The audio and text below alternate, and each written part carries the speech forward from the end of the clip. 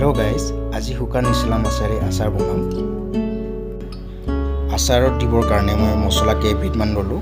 কালজিৰা, মিঠি গুটি, শুকান জলকীয়া, জালুক, চফ গুটি, জিৰা গুটি আৰু ধনিয়া গুটি। তাৰ লগতে ল'লোঁ কেইটামান কেঁচা নহৰু আৰু পকা জলকীয়া, লগতে ভিনেগাৰ অলপ। এতিয়া টাৱা এটা লৈছোঁ, তাতে মছলাখিনি একেলগে গৰম কৰি ল'ম।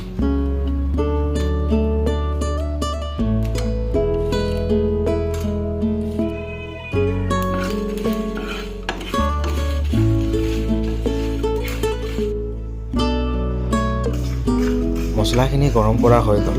এতিয়া অলপ সময় ঠাণ্ডা হ'বলৈ থৈ দিম। শুকান মাছখিনি বজাৰৰ পৰা কিনি আনিছিলোঁ, যিহেতু লেতেৰা থাকিবও পাৰে, সেইকাৰণে অলপ চাফা কৰি ল'ম।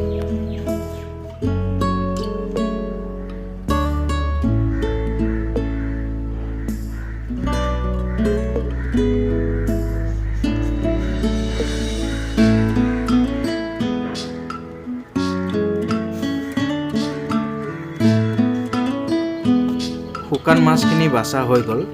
ইয়াৰ পৰা কিমান লেতেৰা ওলাইছে আপোনালোকক মই দেখুৱাই আছোঁ।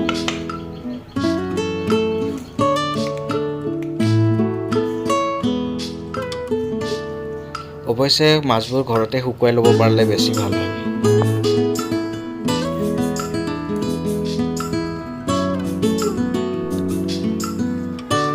মই বাচন এটাত কুহুমীয়া গৰম পানী অলপ লৈছোঁ। তাতে শুকান নিচলা মাছখিনিত অলপ সময় তিয়াই দিম, জাষ্ট 5 মিনিটমান তিয়াই থৈ দিম, বেছি সময় নিদিয়াওঁ।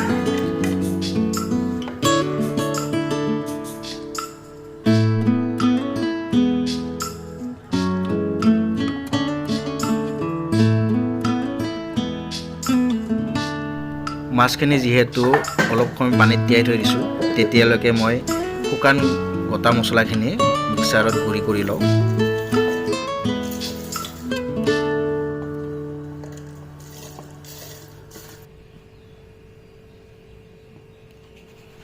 মোৰ শুকান মছলাখিনি গুড়ি কৰা হৈ গ'ল।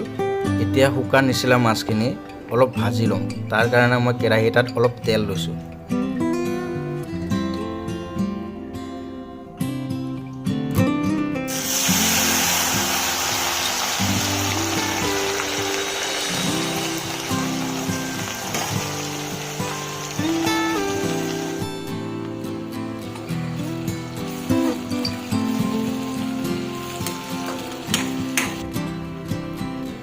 এতিয়া অলপ নিমখ দিলোঁ। মই এক্সট্ৰাকৈ যিহেতু কেঁচা নিমখ নিদিওঁ। তাৰপিছত অলপ এনেকৈ লৰাই দিম।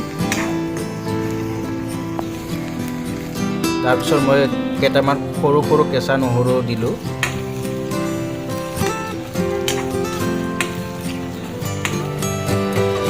বেছি সময় নিসিজাওঁ, যিহেতু শুকান মাছ হয়।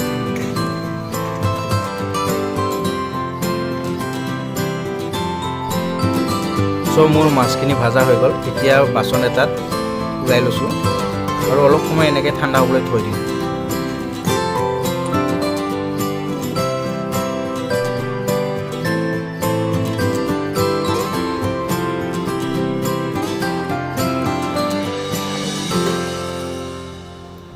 আচাৰখিনি সম্পূৰ্ণ হ'বৰ কাৰণে গুড়ি কৰি থৈ দিয়া শুকান মছলা গুড়িখিনি দিলোঁ, লগতে কেঁচা নহৰু অলপ দিলোঁ আৰু শুকান পকা জলকীয়া দিলোঁ।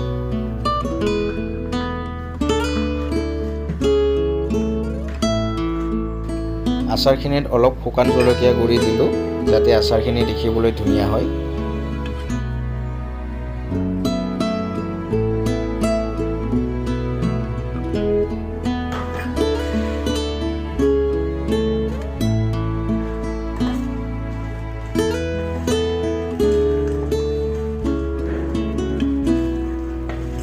আচাৰখিনিত মোৰ অলপ তেল কম হৈছিল, তাৰ কাৰণে মই আৰু এক্সট্ৰাকৈ অলপ গৰম কৰি থৈ দিয়া তেল অলপ ঢালি দিলোঁ।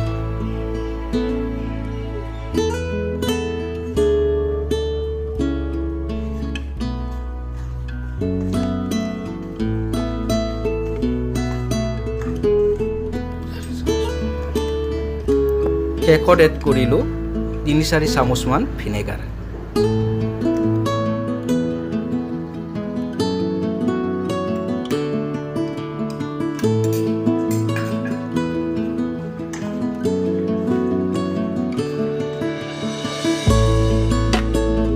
আচাৰখিনি বনোৱা হৈ গ'ল।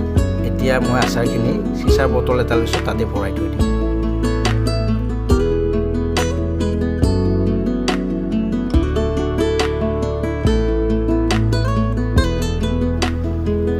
ফাইনেলি মোৰ আচাৰখিনি বনোৱা হৈ গ'ল। আশা কৰোঁ আপোনালোকক ভিডিঅ'টো চাই নিশ্চয় ভাল লাগিলে। আপোনালোকক পুনৰ লগ পোৱাৰ আশাৰে আজি ইয়াতেই বিদায় ল'লোঁ।